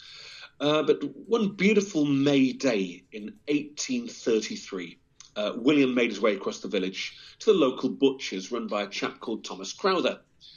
And as William walked into the butcher's shop, he was horrified to see Crowther actually assaulting his wife, actually hitting her quite hard. And he thought, there's no way I can stand and watch this.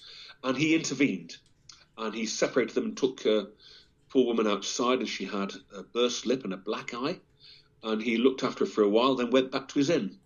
That night, Crowther, in an alcohol-fueled temper, made his way into the Lower Buck and shouted, "You've been telling people about me to me wife, haven't you?" "I've told no one at all," said William. "I'll have you for this," shouted Crowther. And a fight took place. For the second time inside 24 hours, William was getting the upper hand until Crowther reached into his pockets and produced a very sharp knife and stabbed poor William 3 times through the heart.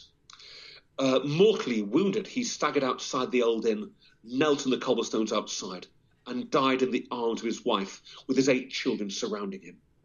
Crowther tried to run away, but was apprehended by the local police officer, the local village bobby, as they called him. He was called P.C. Pinder, Police Constable Pinder. He arrested him and took him to the city of York the following day. The magistrates found him guilty not of murder, but of manslaughter, and he was deported to Tasmania, which of course is Australia, and there he was worked to death. He never saw his beloved Waddington ever again.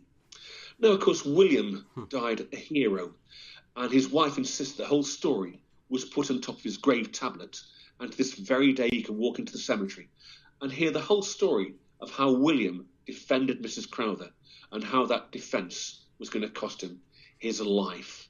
It's very much a true story, but also when I walk in that inn, it's like walking into a time warp, really.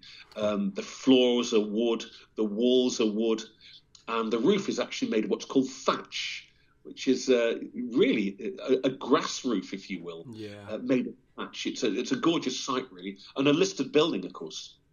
Wow. You know what? I'm so sorry. I keep saying wow, and I'm very... every now and then I get thrown off, and you're one of these guests that I always got questions prepared and stuff like that, but to hear somebody come on like this and just go off with these stories, I'm just like, my mind's just jumbled. I'm like going, you know what? How about you just go on, and we got about 30 more minutes left. If you got a couple more stories or whatever. I've got a lot of stories. As a professional tour guide, Dino, I get asked to visit. I'm loving what's it, called though, halls. Simon. I'm loving it. And we have some beautiful, beautiful halls in this part of the world. dating back to the 1300s, the 1400s, 1500s. And one of them, if listeners would like to go on the website, you'll find this beautiful building. It's a Tudor building built in 1322 called Samlesbury Hall. It has a reputation for being one of the most haunted buildings in the United Kingdom. Yeah. As a tour guide, I absolutely love meeting people, and I take them on a guided tour, and every single room has a different story. One has a huge connection to the American War of Independence, which I shall mention later on, but we'll turn the clock back to 1595.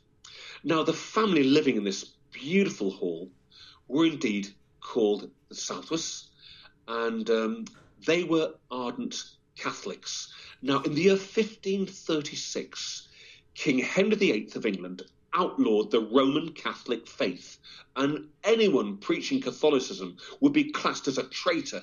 He severed all links with Rome and formed what's called the Church of England, the Anglican movement. The Southworth family were ardent Catholics and refused to accept any other religion apart from Catholicism. They would practice the Catholic faith in an atmosphere of fear and persecution. They had a very beautiful daughter at that period of time. She was called Dorothea. She was a beautiful girl, blonde hair, blue eyes, and a lovely, gorgeous figure. She was 20 years old, and on a beautiful, beautiful moonlit night, she left her bed and she walked along what's called the Long Gallery of Samlesbury Hall, across the manicured lawns, over the bridge of the moat that surrounded the hall, and into the forest. There she came across a very handsome young lad called De Horton, Gilbert De Horton. It was love at first sight. Just literally love at first sight. Two 20-year-olds who saw each other, and they both came from very wealthy families. De Horton came from this beautiful place called Horton Towers. So Dorothea made her way back to the hall and told her mother and father.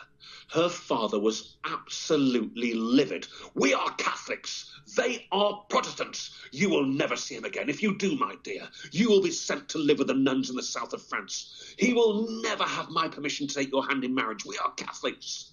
The poor girl was quite stunned, really. And if anything, this just encouraged their love. In the dead of night, she would leave her bed and make her way into the forest to meet young De Horton. Her father warned her for the last time. "If you continue with this relationship, I will have you banished. You will live with the nuns in the south of France. We are Catholics. He's a Protestant. He is not welcome on my land. He is not welcome at my home. You will never, ever see him again." He then told her two brothers, "Right, boys, tonight, do what's necessary."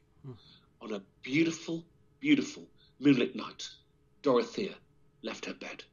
She tiptoed past what she thought were her sleeping brothers and her sleeping parents, and she made her way out towards the forest.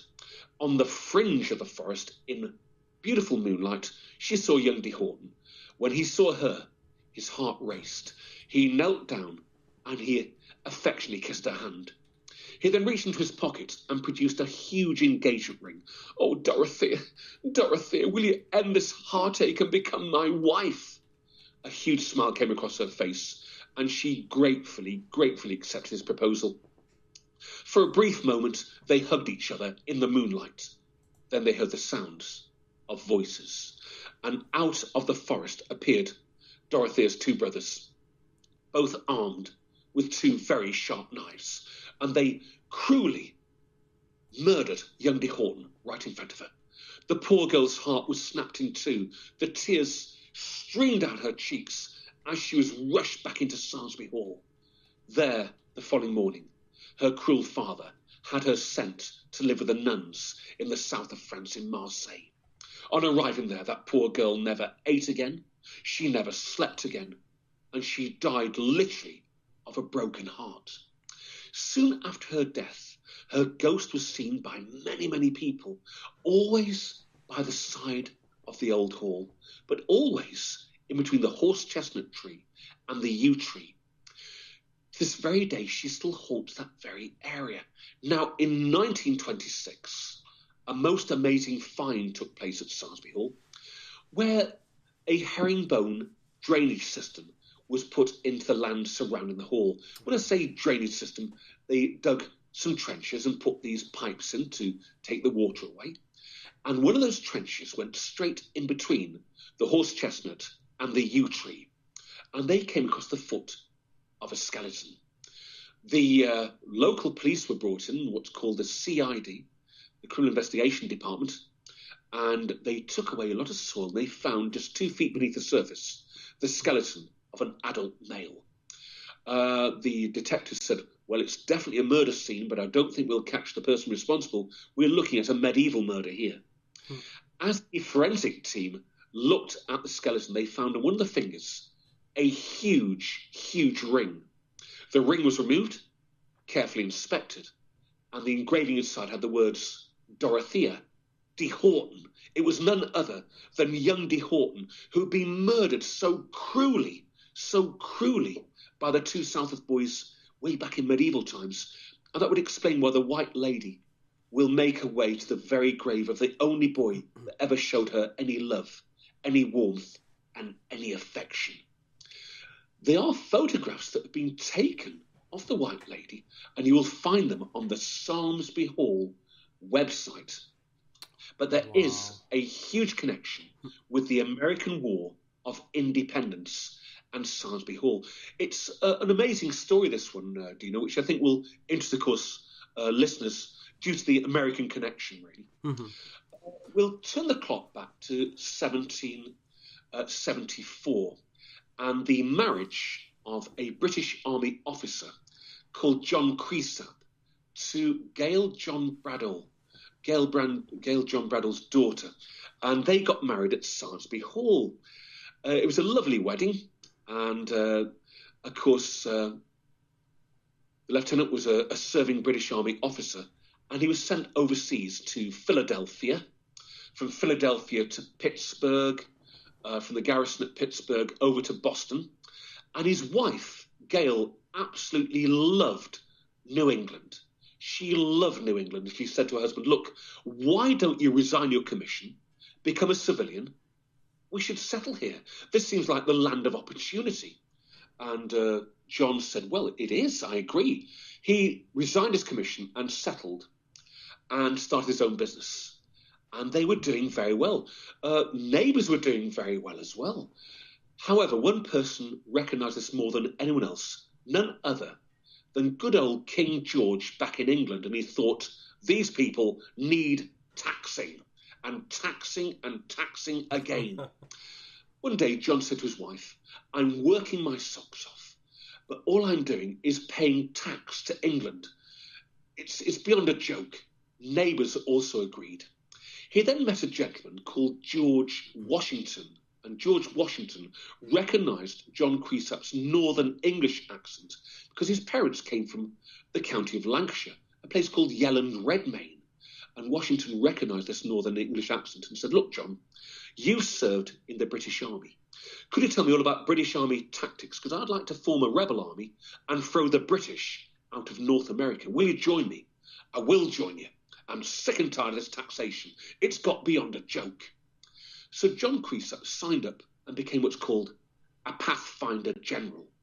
He was at Lexington, Concord, Bunker Hill, Ticonderoga, and the final surrender at Yorktown in 1781.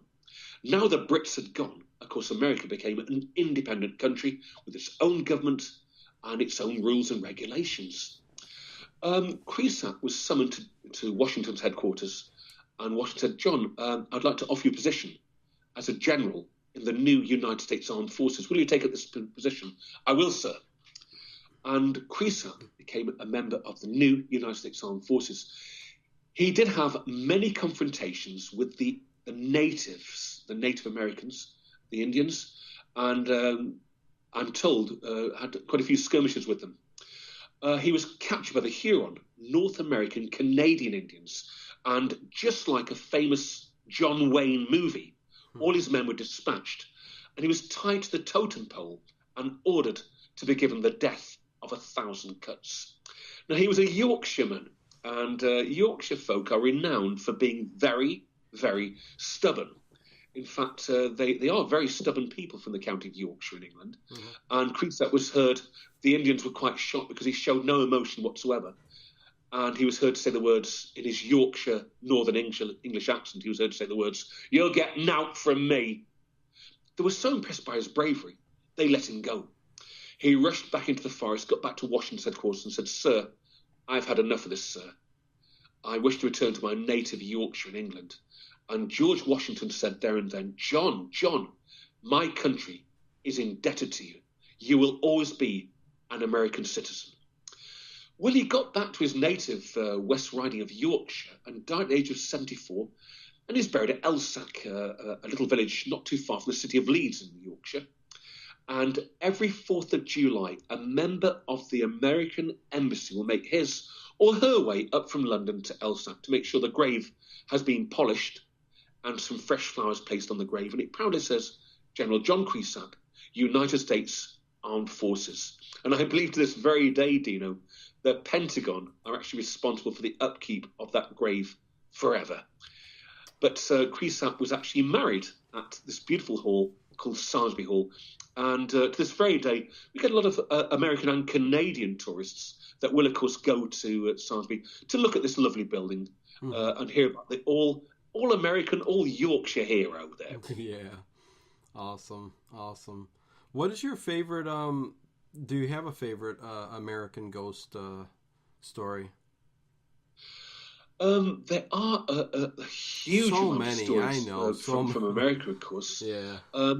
One story which I do find quite intriguing, it's really, an Anglo-British American type of story, really. And dare I say it, Great Britain was responsible for the slave trade. There's no two ways about it. And Britain, of course, would send ships to Africa. Mm-hmm. And, of course, were very, very cruel to the locals, and they would literally kidnap them and sell them. The slave trade in England and America, of course, was very, very strong, really. Not too far from where I live is a city called Lancaster. Mm-hmm. It does have a port, and Lancaster, Bristol, and indeed the city of Liverpool were all slave ports, really. Of course, in those days, some terrible, terrible racial discrimination. These people were treated very, very badly. But not too far from where I live is a solitary grave. And in there is the grave of a slave called Sambo, God bless him. And he died of pneumonia on one of these vessels. But he was a slave, but he was actually part of the crew, really.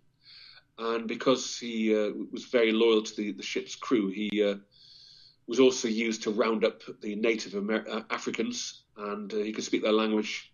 And he died of pneumonia at Lancaster, but because of the colour of his skin, he was actually buried not in the cemetery, but on the side, on the beach.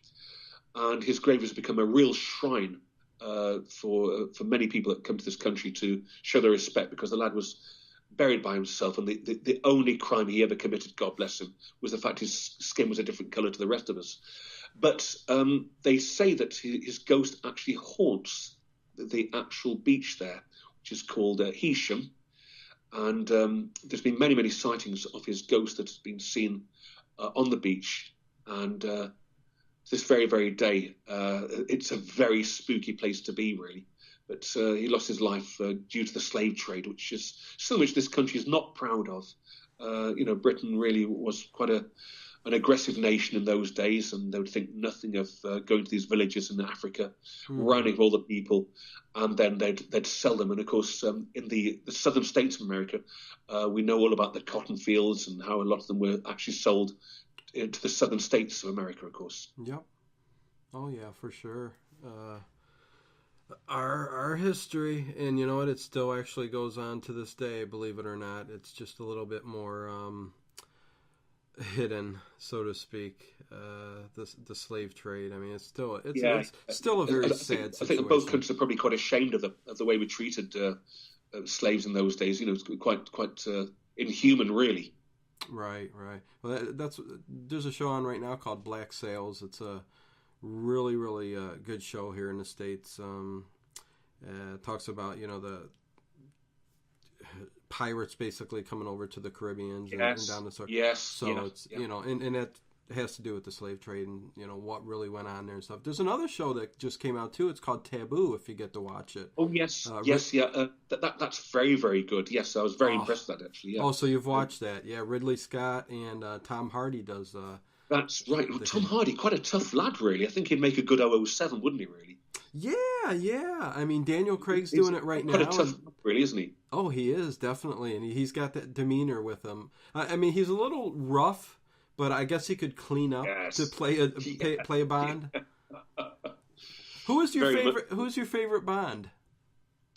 I quite liked Roger Moore, really. I quite liked Roger Okay. Moore, although Sean Connery was very good, wasn't he? Yeah, my favorite are the early '60s Sean Connery. Those are my favorites. It gets. I mean, Roger Moore did good too. Even the last one that Sean Connery did, kind of. He really didn't want to do it. He thought he was getting typecasted and all that stuff. So he's like, I'll walk through the film, and you could tell he did. He just was not happy to be the character. But I love the earlier ones, that 1963 and on, and fantastic. Yeah. So, but yeah. We got about 15 more minutes. So, do you got one more good one to get out here? Yes, of course. Again, this is a historical ghost story, really. Mm-hmm.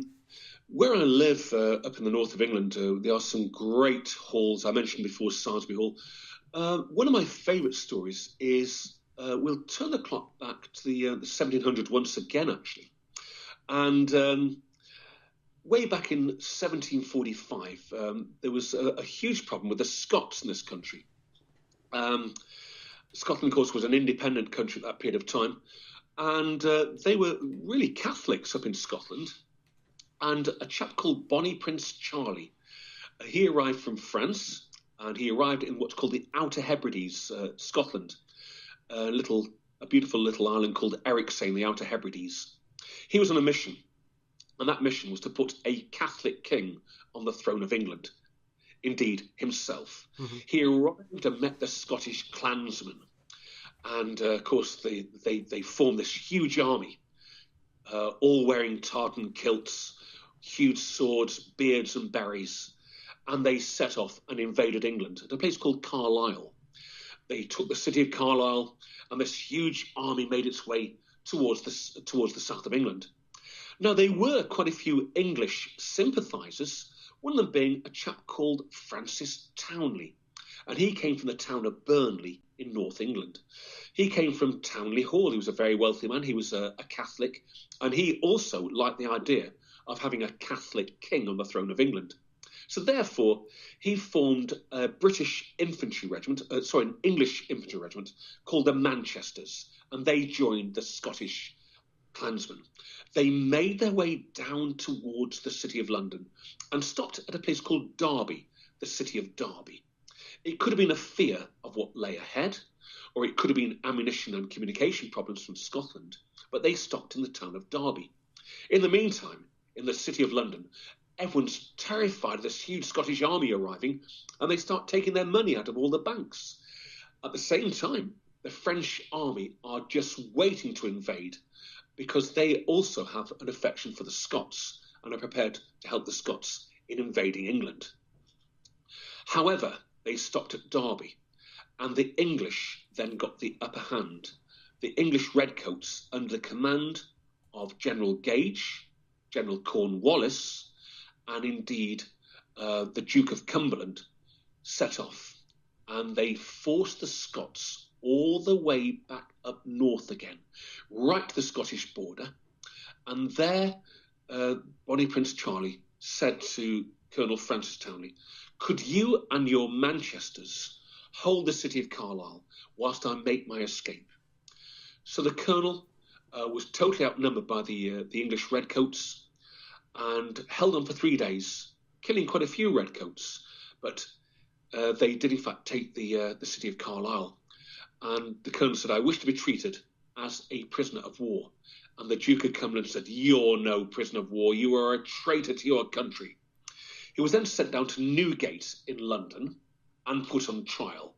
There he was found guilty of treason, and the poor lad was hung, drawn, and quartered. A very, very horrible medieval execution where, whilst your innards are taken out whilst you're still alive. It's a horrible, horrible, cruel death. His head was then lopped off, and his head was placed on a pike at a place called Temple Bar in the city of London.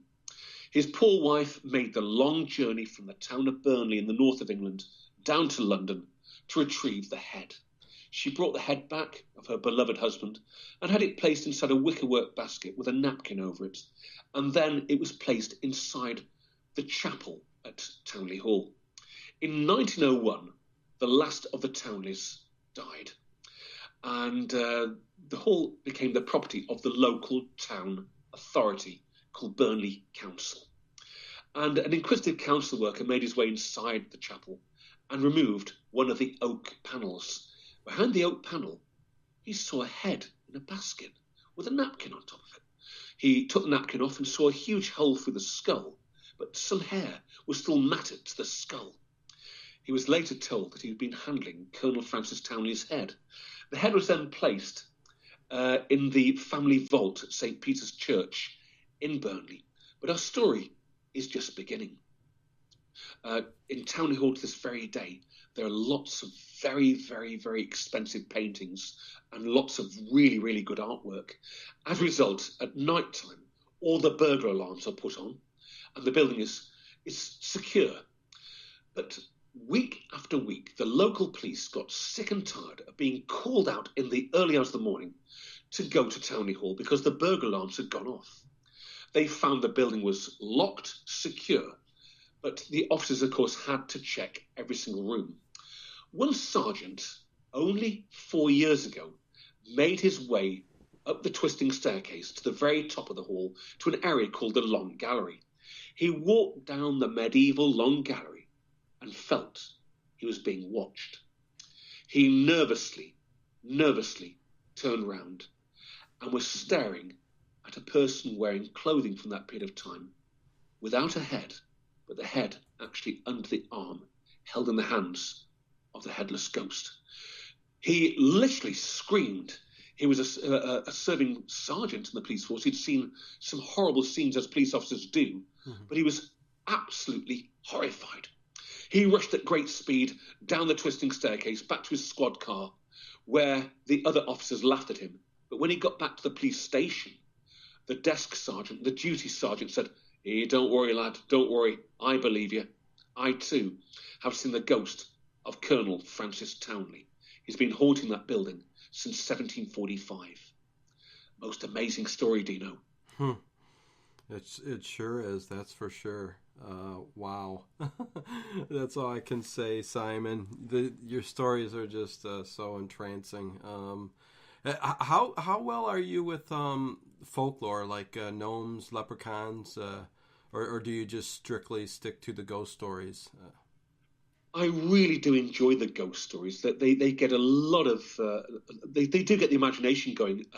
When I visit schools, the teacher will say, "Simon, I wish I could get the same attention for maths and English." But I think the art of storytelling is to paint a picture in people's imagination, Dino. Yes. And of course to get their attention, really. And you know, it really has been a great pleasure to come on your radio show tonight. And as I said before, here in the United Kingdom, there's a great affection for America. I know there is a special relationship, and it's always a great pleasure to talk to you, really, to talk to anyone from the good old States, and indeed our friends in Canada as well, of course. Oh, of course, yeah. There's a love for the UK over there for me, for sure. One last question, really quick. It's a quick question. Who's your favorite Sherlock Holmes? Is it Basil or Brett? Somebody asked. My favorite Sherlock Holmes got to be the very, very first one. We go back to Basil Rathbone. I think he was fantastic, really. Yeah. Way back in the 1940s there. Right.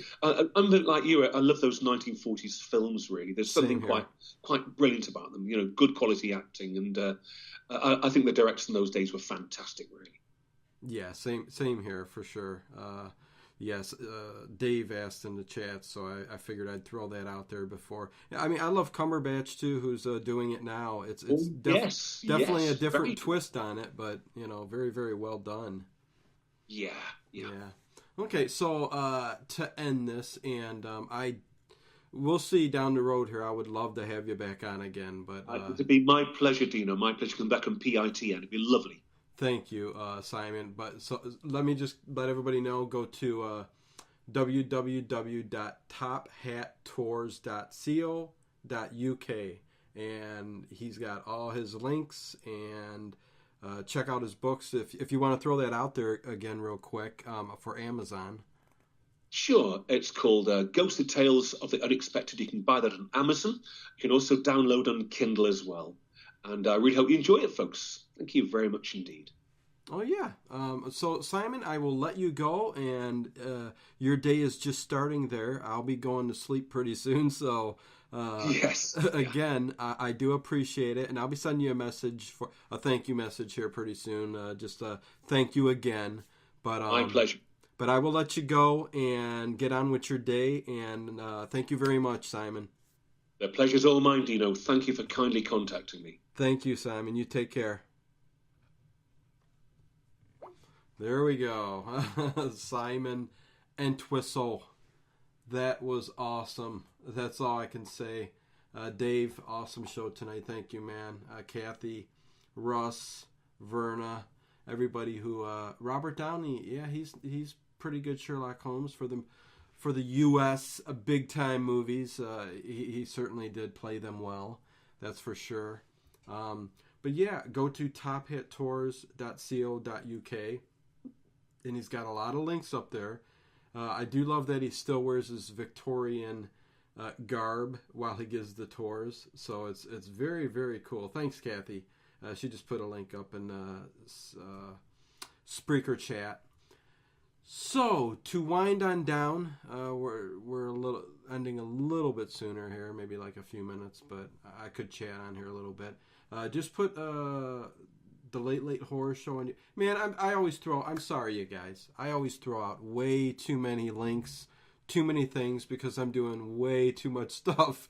But first, let me say, if you've made it to the end of the show here, www.pitnradionetwork.com has the links to all the shows that I'm carrying right now, which 3 of them I'm doing, and then I'm also got Voices Carry on Wednesday with Terry Todd and Amy Farley, and that's 8 p.m. Eastern, and they do a good job. They have it's kind of fun banter back and forth, and they always have guests on. Me and Ted, my co-host for the Late Horror Show on YouTube, we talk we've got commentaries for some classic monster movies, horror movies.